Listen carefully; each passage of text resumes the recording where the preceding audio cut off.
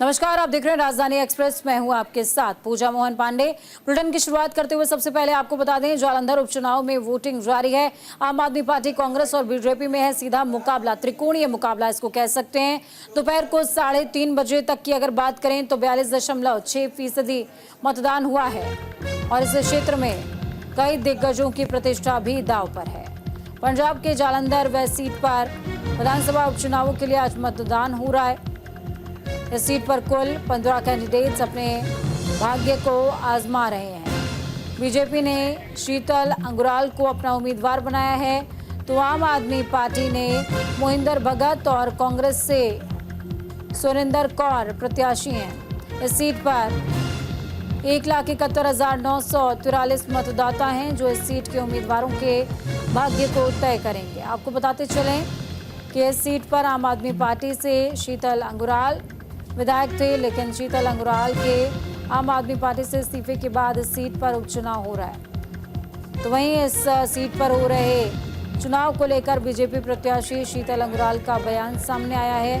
उन्होंने कहा, पंजाब भर से बदमाश बुलाए गए हैं और बदमाशों ने जालंधर वेस्ट को घेरा हुआ है ताकि लोगों को डरा धमका कर वोट लिया जा सके, मगर मेरे लोग ना तो इससे डरने वाले हैं, ना ही शराब की बोतल से बिकने वाले हैं। उन्होंने कहा कि वो अपने लोगों से बहुत खुश हैं और उन पर फक्र करते हैं।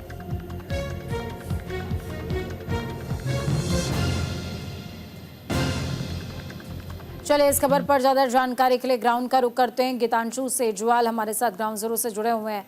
गीतांशु, शीतल अंगुराल सीधे तौर पर आरोप लगा रहे हैं और शराब की डिस्ट्रीब्यूशन की बात उन्होंने कही है, पैसों के लालच की बात कही है, बहुत सारी चीजें वो कहते नजर आ रहे हैं। तो क्या प्रशासन उनकी शिकायत पर एक्शन मोड में नहीं है क्या?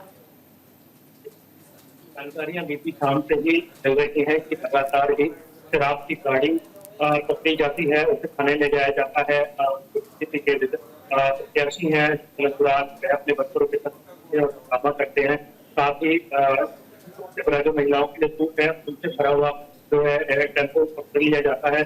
साथ ही कई तरीके के मुकाबले जो है ऑफर दिए जा रहे हैं मौजूदा सरकार के द्वारा, ताकि आम आदमी पार्टी को वोट दिया जाए। ये सब इल्जाम जो है ने लगाए हैं मौजूदा पार्टी पर, और खासकर जो उन्होंने कहा है कि लगातार ही पूरे स्टेट से जो है अलग अलग जगहों से बदमाश लाए गए हैं और डिप्लॉयमेंट की गई है जालंधर वेस्ट में, ताकि उनके वोटों को शायद धमकाया जा सके और वह आम आदमी पार्टी को वोट करें, सपोर्ट करें। और किसी भी तरीके की धारणाएं हैं वह कांग्रेस के जरिए सामने आई है। उन्होंने दफ्तर में डेरा जमाया था। राजा वड़िंग जो है पंजाब वह वहां तक पहुंचे हुए थे। उन्होंने कहा था गड़बड़ियां जो है सामने आती है तो वह खुद पुलिस कमिश्नर को और आरओ जो रिटर्निंग ऑफिसर है उनको शिकायत देकर बूथ पर पहुंचेंगे और इस तरीके की जो गलत काम है उनको रोका जाएगा। और वहीं बीजेपी भी इसी तरीके के आरोप जो है मौजूदा पार्टी पर लगा रही है। तो तमाम जो किस्से बीती रात से ही सुनाई दे रहे हैं, सुबह होते ही वोटिंग शुरू होते ही इस तरीके का एक और मामला सामने आया, जहां पर शीतल अंगुराल और उनके वर्करों ने खुद आम आदमी पार्टी के एक वर्कर को पकड़कर इल्जाम लगाया कि वह खराब करने की कोशिश कर रहा था माहौल को। तो इसी बीच जो है लगभग 50% की जो है वोटिंग मानी जा रही है पूरी हुई है और जो है वोटर्स में काफी सुबह से ही उत्साह देखा गया था। तो जालंधर वेस्ट में एक बार फिर लोगों को मौका मिला है कि उनके इलाके के जो है एमएलए को चुना जाए और नए सिरे से। और अब तो ये 13 तारीख को ही देखने को मिलेगा कि वह पार्टी पर भरोसा करते हैं या वोटर्स जो है एक प्रत्याशी पर भरोसा करते हैं। तो उनके काम किन्होंने करवाए हैं यह तो अब 13 तारीख ही बता पाएगी। जी गीतांशु, देखिए इस क्षेत्र की अगर बात करें, जालंधर वेस्ट में 15 प्रत्याशियों के भाग्य का आज फैसला होना है, लेकिन इस बीच मुकाबला जो है वो त्रिकोणीय माना जा रहा है, यानी कि बीजेपी, कांग्रेस और आम आदमी पार्टी के बीच में माना जा रहा है। बाकी जो तमाम प्रत्याशी हैं, आपको क्या लगता है कि वो इस मुकाबले को कितना दिलचस्प बनाने वाले हैं? देखिए, मौका तो सभी को मिलता है और सभी का हक भी है कि वह अपनी जो है किस्मत को आजमाएं। तो काफी सारे हजार प्रत्याशी भी हैं, दूसरी पार्टियां भी हैं जो लगभग किस्मत आजमाते हुए दोबारा नजर आएंगे। और अगर बात करें मुख्य मुकाबले की, तो ये आम आदमी पार्टी का, बीजेपी का और कांग्रेस का मुकाबला नजर आता है। कहीं ना कहीं सभी की जो इज्जत है वह साथ पे लगी हुई है। खासकर आम आदमी पार्टी की अगर बात करें तो पहले भी आम आदमी पार्टी का नुमाइंदा जो है चुना गया था। अगर शीतल अंगुराल की बात करें तो 2.5 साल तक उन्होंने इस पद पर कार्य किया, मगर कहीं ना कहीं पार्टियों को, नीतियों को देखते हुए उनका इल्जाम था, तो उन्होंने पार्टी छोड़कर जो है बीजेपी को ज्वाइन किया और दोबारा से इस चुनाव में उतरे। अगर बात करें खुद बीजेपी की, तो शीतल अंगराल को मौका मिला है वहां से, और शीतल अंगराल की दोबारा वापसी अगर होती है तो ये बड़ी बात होगी। अगर कांग्रेस की बात करें तो इस बार जो है लोकसभा चुनाव में कांग्रेस का अच्छा प्रदर्शन देखने को मिला है, सभी सीटों पर उन्होंने अच्छा प्रदर्शन किया है। तो इस बार जो एक मौका मिला है जो विधानसभा में आने का, तो एक एमएलए उनका होना चाहिए। तो सुरेंद्र कौर की इस बार किस्मत खुली है, सीनियर डिप्टी मेयर वह रही है, 4 साल एमसी के चुनाव उन्होंने जीते हैं, तो अच्छे एक ग्राउंड में उनका भी होल्ड है। तो कहना गलत नहीं होगा कि त्रिकोणीय मुकाबला है। खुद आम आदमी पार्टी के लिए मुख्यमंत्री हर वार्ड में, हर गली में जाकर प्रचार करते हुए दिखाई दिए थे। तो आज जो है चुनाव थम चुका है, वोट पड़ चुकी हैं। तो अब ये देखना होगा कि वोटर्स किसको जिताते हैं और किस लालच में आते हैं। अगर वह लालच उनको दिया गया तो वह वोट किसको डालते हैं। यह जीत तो जो है 13 तारीख को सुनिश्चित की जाएगी और वोटरों के दम पर ही जो है तीनों प्रत्याशियों की किस्मत जो है आजमाई जाएगी। जी, बहुत शुक्रिया गीतांशु, हमारे साथ जुड़ने के लिए, अहम जानकारी साझा करने के लिए।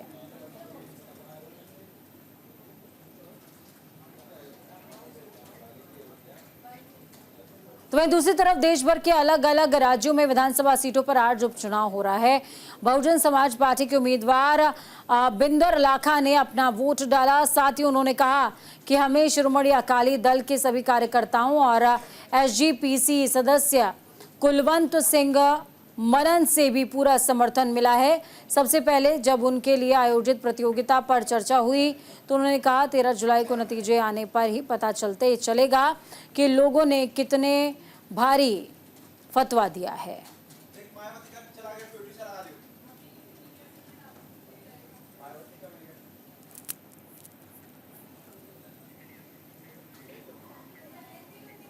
पंजाब के अबोहर नहर में नहाने गए कुछ दोस्त नहाते वक्त डूब गए।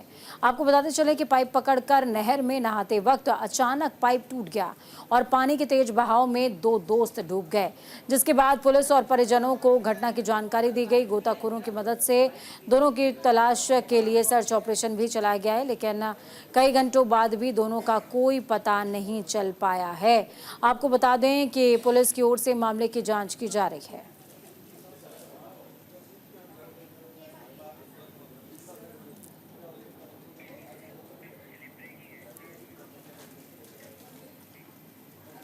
बड़ी अपडेट आपको बता रहे हैं, तरनतारन में सीआईए पुलिस को मिली है बड़ी कामयाबी।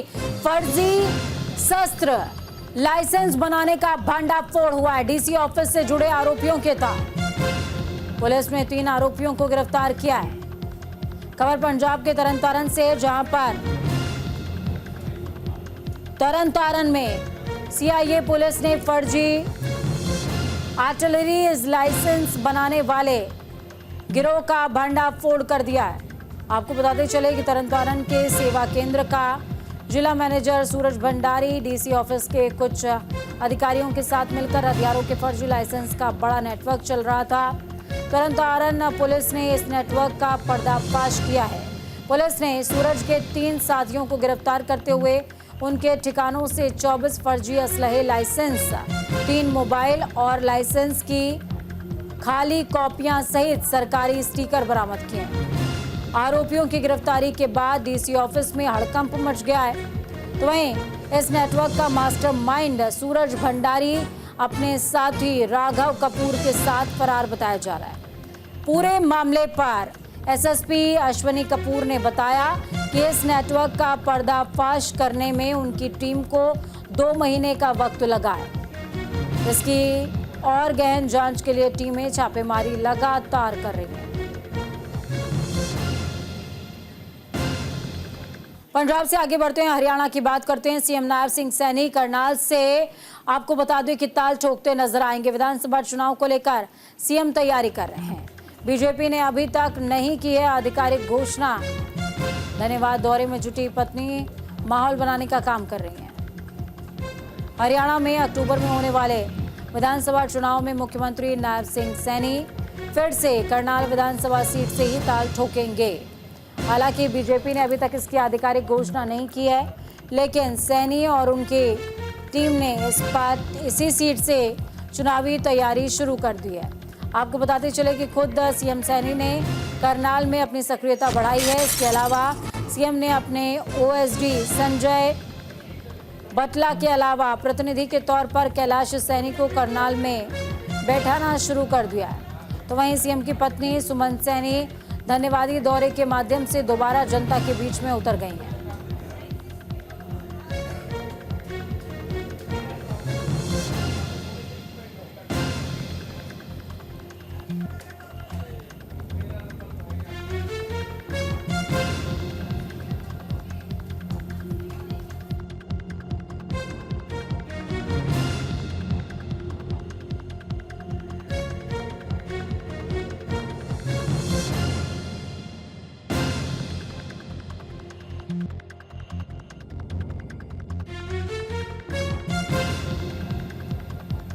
चलिए इस खबर पर ज्यादा जानकारी के लिए वीना अरोड़ा जुड़ गई हैं हमारे साथ में ग्राउंड जीरो से।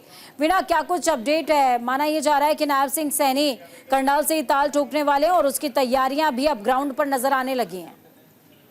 जी बिल्कुल पूजा, 2.5 महीने रह गए हैं विधानसभा चुनावों को। जैसे कि अभी 2 महीने पहले लोकसभा चुनाव हुआ है, तो जो नायब सैनी जो मुख्यमंत्री है लोकसभा चुनावों को लेकर करनाल से बड़े मोटे मार्जिन से इनकी जीत हुई थी, जिसके चलते इन्होंने दोबारा से राज करनाल पर पहुंचा और ये जितने भी सक्रिय है करनाल में होना शुरू हो गए हैं और इनका जो लगातार जो कार्यभार है करनाल का उन्होंने संभाला ही हुआ, क्योंकि अच्छे वोटों के मार्जिन से इनको जीत हासिल हुई थी और करनाल की जनता ने इन्होंने बहुत प्यार भी दिया था। अगर हम बात करें तो इन्होंने यहाँ पर जो कुछ क्लास के सैनिक है उनको यहाँ करनाल में दिखाना शुरू कर दिया है। अपने भी जितने भी जो काम है या कार्यकर्ता है उनको बातचीत करनी शुरू कर दी है, मीटिंग भी शुरू कर दी है और इनकी धर्म पत्नी सुमन सैनी है वो भी धन्यवाद दोनों के जरिए लोगों के माध्यम से इनके बीच आना शुरू हो गई है, क्योंकि जो नायब सैनी विधानसभा चुनाव में हो सकता है करनाल से दोबारा से विधानसभा के लिए जाके चुनाव लड़े, क्योंकि यहाँ पर इनका जो काम है वो शुरू तो हो गया है लेकिन कोई औपचारिक घोषणा नहीं हुई है। लेकिन जिस तरह से करनाल मुख्यमंत्री नायब सैनी का बार बार दौरा लगातार चल रहा है, कहीं ना कहीं साबित हो रहा है कि आज जो 2.5 महीने का जो चुनाव है, कहीं ना कहीं जो मुख्यमंत्री नायब सैनी जहाँ से दोबारा चुनाव लड़ेंगे, तो जिस तरह से जनता का प्यार करनाल से इनको मिला है, इनको उम्मीद है कि क्या बराबर मार्जिन से जनता इनको यहाँ से दिखाई। वीना, क्या ये सवाल आपने पार्टी के और प्रतिनिधियों से पूछने की कोशिश करी है? क्योंकि अभी जो उपचुनाव हुआ था उसमें नायब सिंह सैनी करनाल से ही विजयी हुए हैं, लेकिन अब दोबारा से करनाल से ही ताल ठोकना, कितना ज्यादा लोग उससे एग्री कर रहे हैं, कार्यकर्ता उससे एग्री कर रहे हैं, नायब सिंह सैनी के समर्थक उससे एग्री कर रहे हैं? जी बिल्कुल पूजा, नायब सैनी के जो समर्थक है कहीं ना कहीं उनके साथ एग्री है, क्योंकि अगर 2.5 महीने पीछे की हम बात करें तो लोकसभा के जो चुनाव हुए थे वहाँ इनको मोटे मार्जिन से जीत मिली थी। उनके जिस तरह भी यहाँ इनके जो बूथ थे, जितने दिन के मीटिंग के कार्यकर्ता थे, जितने दिन के लोग थे, जितने दिन के सहयोगी थे, सभी से उन्होंने बातचीत की है और जनता का जो इनको सर्वे करने के बाद इनको जनता का प्यार जो मिला है, कहीं ना कहीं ये साबित हो रहा है कि जो मुख्यमंत्री नायब सैनी है करनाल से हो सकता है चुनाव लड़े। एक अच्छी प्रतिक्रिया लोगों से इनके लिए आ रही है, क्योंकि एक अच्छे मार्जिन से इनके वोटों से इनको जीत मिली थी और यही है कि उनकी पत्नी जो है धन्यवाद के दौरों के जरिए ही जनता में उतर रही है और उनका धन्यवाद कर रही है, क्योंकि जितना प्यार करनाल से मिला है क्या अच्छे वोट से ना मिला है। अब यही बात है कि औपचारिक का घोषणा कोई जरूर नहीं हुई है कि नायब सैनी जाके चुनाव नहीं लड़ेंगे, लेकिन मुख्यमंत्री के कार्यभार को देखकर जिस तरह से लगातार करनाल में दौरे उनसे चल रहे हैं, ये साबित कर रहा है कि ये आने वाले 2.5 महीने का जो चुनाव होंगे मुख्यमंत्री नायब सैनी वहीं से चुनाव लड़ेंगे। चलिए, बहुत शुक्रिया वीना हमारे साथ जुड़ने के लिए, अहम जानकारी ग्राउंड जीरो से साझा करने के लिए। दूसरी तरफ किसान आंदोलन के बीच हाईकोर्ट का बड़ा आदेश सामने आया। 1 हफ्ते में शंभू बॉर्डर खोलने का आदेश दिया गया है। राज्य की सरकारें कानून व्यवस्था बनाए रखें, ये कहना है हाईकोर्ट का। पंजाब और हरियाणा हाईकोर्ट ने 1 हफ्ते में शंभू बॉर्डर खोलने के आदेश दे दिए। आपको बता दें कि 13 फरवरी से किसान पंजाब हरियाणा की सीमा शंभू बॉर्डर पर धरना दे रहे हैं। पंजाब और हरियाणा सरकार दोनों को राष्ट्रीय राजमार्ग खोलने के आदेश दिए गए हैं। साथ ही कहा गया है कि दोनों सरकारें कानून व्यवस्था बनाए रखें। कुछ दिन पहले ही शंभू बॉर्डर खोलने के लिए पंजाब और हरियाणा हाईकोर्ट में जनहित याचिका दायर की गई थी।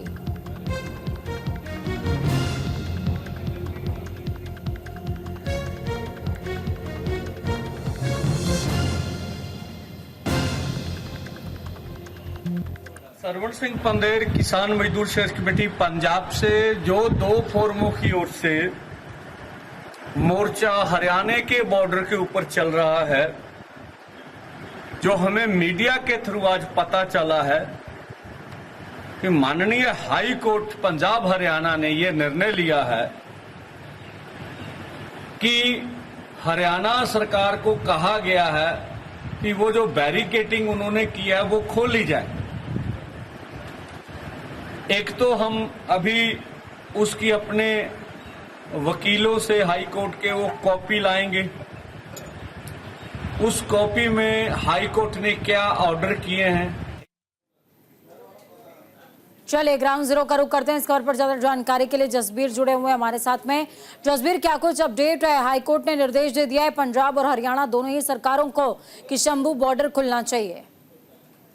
बिल्कुल पूजा, आज हाईकोर्ट ने फैसला किया और फैसले में उन्होंने हरियाणा सरकार को इंस्ट्रक्शन दिया है कि ये 7 दिन के अंदर अंदर ये रास्ता खोल दिया जाए। आपको यहाँ बताते चलते हैं कि लगभग 5 महीने हो गए किसानों ने वहाँ पे धरना दिया हुआ, क्योंकि किसान अपनी मांगों को लेकर अड़े हुए हैं और उन्होंने बोला है कि हम दिल्ली को कूच करेंगे और दिल्ली जाके अपना एजिटेशन करेंगे, जिसको लेते हरियाणा सरकार ने वहाँ पे बैरिकेड लगाए हुए थे और ये इसको 5 महीने हो गए। आज हाई कोर्ट ने एक जनहित यहाँ पे एक याचिका दायर की गई थी जिसमें आज उनका एक ऑर्डर मिला और ऑर्डर में उन्होंने को बोला है कि 7 दिन के अंदर हरियाणा सरकार ये बैरिकेड यहाँ से हटा ले। हालांकि उन्होंने दोनों, पंजाब और हरियाणा सरकार दोनों को यहाँ के जो लॉ एंड ऑर्डर की स्थिति को स्थायी बनाने के लिए अपील भी की है। और साथ में आपको बता दें कि किसानों ने आज एक प्रेस वार्ता में ये बताया कि अगर जैसे ही ये रास्ता खुलेगा तो हम दिल्ली की तरफ कूच करेंगे और दिल्ली में जाके हम अपना एजुकेशन करेंगे और अपनी मांगों को लेके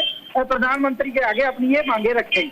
जी पूजा, बहुत शुक्रिया जसबीर हमारे साथ जुड़ने के लिए, हम जानकारी साझा करने के लिए।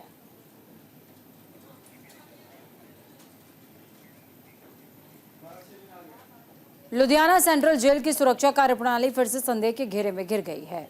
जेल के अंदर मोबाइल और अन्य तरह के प्रतिबंधित सामान बरामद होने का सिलसिला लगातार जारी है। तो वहीं देर रात जेल में बंद कैदी के परिजनों ने सेंट्रल जेल के बाहर धरना दिया और जेलर पर ड्रग्स लेने और अंदर फोन इस्तेमाल करने का आरोप लगाया। आपको बता दें कि लुधियाना सेंट्रल जेल के बाहर जमा हुए लोगों ने जेल प्रशासन पर जमानत पाने वाले एक व्यक्ति को लेकर पंजाब सरकार के खिलाफ प्रदर्शन किया। परिजनों ने बताया कि कैदी अजय मौर्या की जो हालत है वो बेहद खराब है और उन्हें अस्पताल में भर्ती कराया गया है, लेकिन जेल प्रशासन ने इस बारे में पूछने पर किसी भी अधिकारी ने संतोषजनक जवाब नहीं दिया। इसके विरोध में परिजन काफी देर तक जेल के बाहर धरना प्रदर्शन भी करते रहे।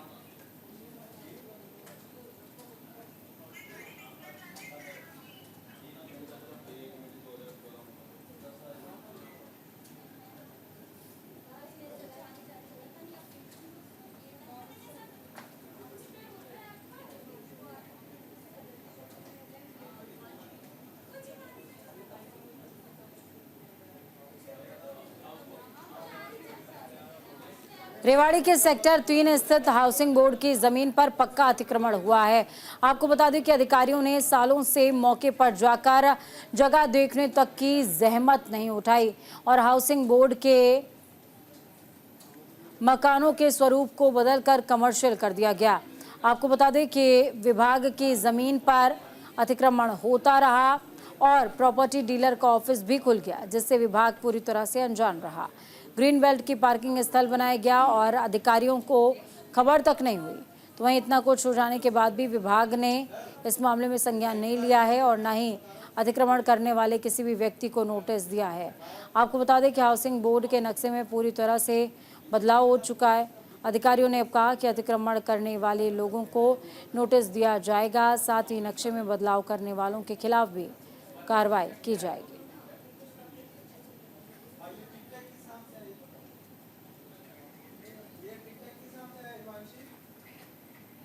फरीदाबाद के राहुल कॉलोनी में एक बुजुर्ग की हत्या के मामले में पुलिस ने 2 युवकों को गिरफ्तार कर लिया है। तो वहीं इस मामले में सामने आया है कि हत्याकांड में बुजुर्ग की बेटी, उसका प्रेमी और दोस्त शामिल थे। पिता लव मैरिज के लिए राजी नहीं हुए तो बेटी ने अपने प्रेमी और उसके दोस्त के साथ मिलकर उनकी हत्या करा दी। आपको बता दें कि पुलिस ने किशोरी को बाल सुधार गृह भेज दिया है।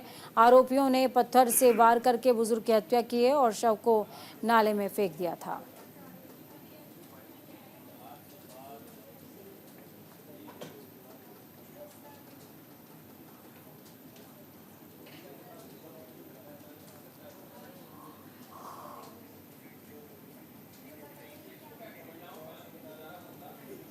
विधानसभा अध्यक्ष ज्ञानचंद गुप्ता ने स्कूल का निरीक्षण किया। पंचकुला के सरकारी स्कूल में बड़ी लापरवाही सामने आई है। एक्सपायरी दूध के साथ स्कूल के आटे में कीड़े भी मिले हैं। प्रिंसिपल सस्पेंड कर दिया गया है। जिला शिक्षा अधिकारी को फटकार भी लगाई है। हरियाणा विधानसभा अध्यक्ष ज्ञानचंद गुप्ता पंचकुला के माणक्य गांव के सरकारी स्कूल में निरीक्षण करने के लिए पहुंचे। आपको बता दें कि हरियाणा विधानसभा अध्यक्ष ज्ञानचंद गुप्ता को ग्रामीणों ने शिकायत करते हुए बताया था कि स्कूल में बच्चों के लिए इस्तेमाल होने वाले आटे में ढेर सारे कीड़े और एक्सपायरी दूध के पाउडर का इस्तेमाल किया जा रहा है। इस खबर के मिलने के बाद विधानसभा अध्यक्ष खुद सच्चाई का पता लगाने के लिए स्कूल पहुंचे। बच्चों को दिए जाने वाले आटे और दूध की जांच की गई तो पता चला आटे में कीड़े चल रहे हैं और दूध के पैकेट एक्सपायरी डेट के थे, जिसके बाद विधानसभा अध्यक्ष ने स्कूल के प्रिंसिपल को सस्पेंड करने के लिए कहा है। साथ ही इस दौरान मौके पर मौजूद जिला शिक्षा अधिकारी को भी फटकार लगाई है।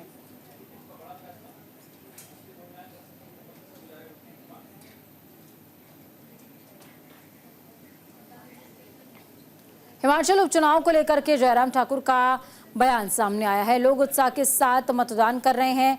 जनता का समर्थन बीजेपी के साथ है। प्रदेश सरकार पर निशाना भी वो साधते नजर आए हैं। जनता कांग्रेस की नीतियों से परेशान है, प्रदेश में बदलाव चाहती है। शिमला में नेता प्रतिपक्ष जयराम ठाकुर ने उपचुनाव को लेकर प्रदेश की तीनों विधानसभा क्षेत्रों में लोग बड़ी संख्या में मतदान कर रहे हैं। साथ ही कहा जनता का पूरा समर्थन बीजेपी के साथ है।